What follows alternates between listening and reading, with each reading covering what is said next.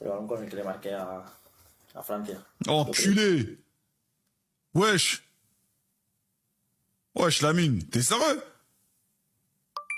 Wesh, on dirait t'as pris un triplé. On dirait t'avais mis un triplé. Wesh, t'as mis un but, tu gardes le ballon. Ah, lui, il est vraiment dans le trash talk. Lui, j'ai capté, lui. Lui, sa chaîne, en fait, ça va être du trash talk. J'ai capté.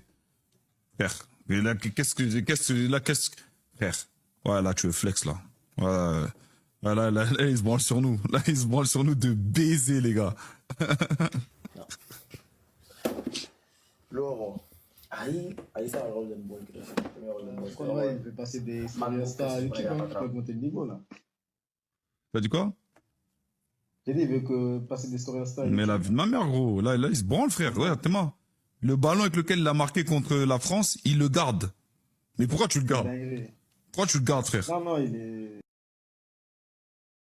Le ballon avec lequel il a inscrit l'un des plus beaux buts de sa carrière pour l'instant et l'un des buts même, le but le plus décisif, ça n'a pas le droit d'être la chose la plus précieuse chez lui. Il n'a pas le droit de garder ça. Les gars, quand vos parents ils gardent vos dents pourries qui puent là, de quand vous étiez bébé, est-ce que nous on dit quelque chose? L'ami nous a sorti une vidéo où il fait un petit tour de son appartement et je trouve que c'est pas mal car ça permet de vraiment montrer sa personnalité. Une personnalité qui a été entachée par les médias. Et quand tu vois ce type de vidéo, tu comprends mieux ses coéquipiers et ses coachs car tu vois qu'en fait c'est juste un mec chill. Mais bon, certains veulent hate parce que Yamal aime manger des cookies la nuit et adore la vanille. Et aussi parce que la chose la plus précieuse c'est lui, c'est le ballon du but le plus important qu'il a mis pour l'instant dans sa carrière. En demi-finale de l'Euro, face aux finalistes de la Coupe du Monde, aux champions 2018. Certes, offensivement, la France était faible durant cette compétition, mais c'était l'une des meilleures défenses de la compétition qui avait l'un des meilleurs gardiens. Son équipe perdait 1-0, il avait mis cette story juste avant le match, parce que Rabiot avait parlé en conférence. Et le frérot, il met une lucarne en demi-finale sur la gueule de Rabiot, sur la gueule de celui qui a parlé. Et il finit homme du match. Il avait 16 piges, où il venait de fêter ses 17 ans. C'est quand je vois vos réactions qu'au final, je me rends compte que son euro a juste été banalisé. Sans même parler des médias français qui essayent de détourner les déclarations de sa vidéo comme si c'était un pic, alors qu'il est juste fier.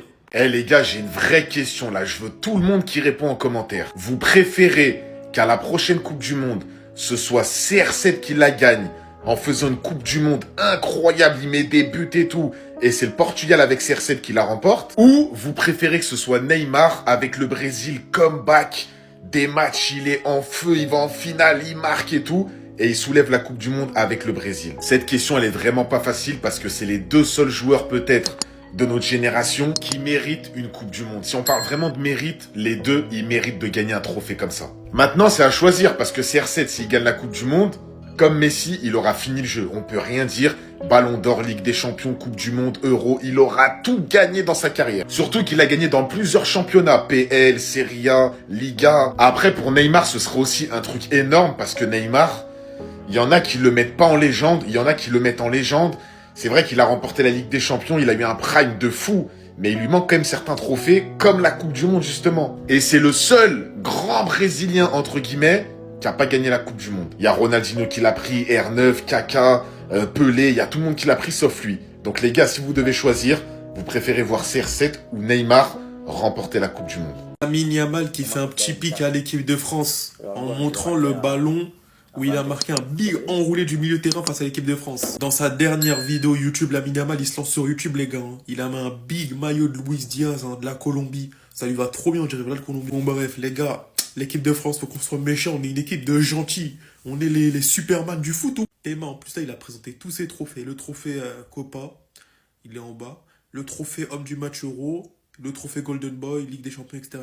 Abonnez-vous les gars, actualité foot, let's go. Alors celle-ci, je l'avais pas vu venir, mais Matvei Safonov simulerait une fracture de la main pour permettre au Paris Saint-Germain de pouvoir réhabiliter Lucas Chevalier et le réinstaller comme titulaire sans faire de vagues et sans que ça fasse de bruit. Les théories fumeuses sur le Paris Saint-Germain à l'époque où il y avait des clans et il y avait des fuites de partout, où à l'époque le Paris Saint-Germain c'était Disneyland, on avait l'habitude, mais dans ce Paris Saint-Germain là, je vous avoue que je suis assez choqué de voir que certains d'entre vous croient en cette théorie. Matvei Safonov, vous le connaissez pas, et c'est normal, c'est un gardien russe qui s'exprime pas beaucoup et qui se montre pas énormément sur les réseaux sociaux. Mais Matvei Safonov, c'est pas votre petit, c'est pas un gamin que le Paris Saint-Germain a ramassé sur la route et a dit ouais on a besoin d'un gardien, vas-y viens s'il te plaît. Matvei Safonov, c'est le capitaine de la sélection russe, d'accord? Donc c'est le mec qui représente entre guillemets les Russes à l'international. Le fait qu'il joue au Paris Saint-Germain et qu'il ait une vitrine et une exposition comme celle du PSG, ça met en lumière les athlètes russes, et les athlètes athlètes russes en ce moment, ils en ont grandement besoin. Je sais que beaucoup d'entre vous aussi,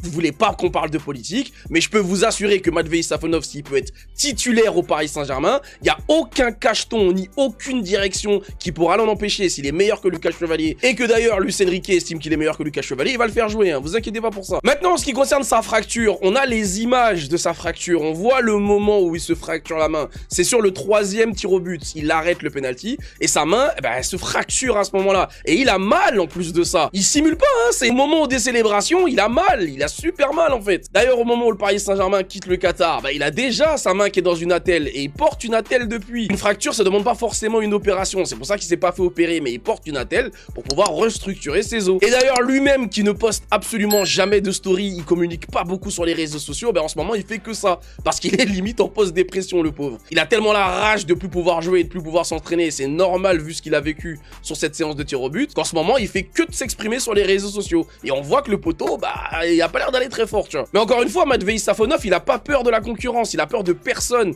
Quand il est arrivé au Paris Saint-Germain, il nous avait expliqué qu'il était pas venu en tant que numéro 2. Donnarumma ou pas, il en a rien à foutre. S'il doit le mettre sur le banc, il va le mettre sur le banc. Et d'ailleurs, c'est ce qui s'était passé contre le Bayern Munich. Rappelez-vous, Donnarumma était tellement nul que Luis Enrique avait décidé de mettre Safonov dans la cage. Et je reste sur ma ligne de ce que je disais à l'époque, il avait fait un super match. Bref, si vous croyez à ce genre de théorie, c'est qu'encore une fois, l'ancien Paris Saint-Germain vous manque complètement. Vous êtes tellement habitué au drama autour du Paris Saint-Germain que vous, même quand il y en a pas, en fait, vous cherchez à en créer. Safonov, il est juste blessé, donc envoyez-lui de la sueur fort pendant sa convalescence, mais arrêtez de vouloir l'envoyer en dépression. Nous ne sommes pas le Barça, s'il vous plaît. Les gars, ils sont tous en train de discuter sur le banc. Et il y a Ronaldinho qui arrive. Qui c'est qui doit se lever pour laisser Ronaldinho s'asseoir? Eh là, c'est compliqué, hein. Je vous dis la vérité, c'est compliqué, hein. Parce que Cristiano Ronaldo, il peut pas se lever, les gars. Il peut pas se lever. 5 ballons d'or, meilleur buteur de l'histoire du foot, il peut pas se lever. Lionel Messi, le GOAT, le meilleur joueur de l'histoire, il peut pas se lever, les gars. Champion du monde, 8 ballons d'or, il peut pas. Maradona, je suis désolé, les gars, il peut pas se lever. Maradona, pour ceux qui ont vraiment vu des vidéos et des matchs, les gars, pour moi, derrière Messi et Ronaldo, Maradona, c'est le 3e meilleur joueur de l'histoire. Je suis pas ouvert au débat. Pour moi, c'est clairement entre Pelé et Neymar, hein, parce que les gars, Ronaldinho, il est obligé de s'asseoir. Hein. Il est obligé de s'asseoir, je suis désolé. Il y en a beaucoup, je sais que vous allez dire Pelé, mais les gars, Pelé, c'est quand même 3 coupes du monde, hein.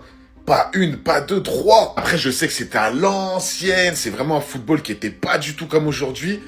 Après, les gars, il y a Neymar. Mais Neymar, je peux pas, les gars. Je peux pas demander à Neymar de se lever. Je vous jure, je peux pas. J'ai trop grandi avec Neymar. Mais Pelé, je sais pas comment vous expliquer. C'est la légende du foot. Dans tous les livres d'histoire de foot, il y a Pelé. Moi, je pose ça ici, les gars. C'est entre Neymar et Pelé. Maintenant, décidez en commentaire. Mais Maradona, il va certainement pas se lever. Ronaldo et Messi vont rester assis. C'est entre Neymar et Pelé. Maintenant, choisissez en commentaire, les gars.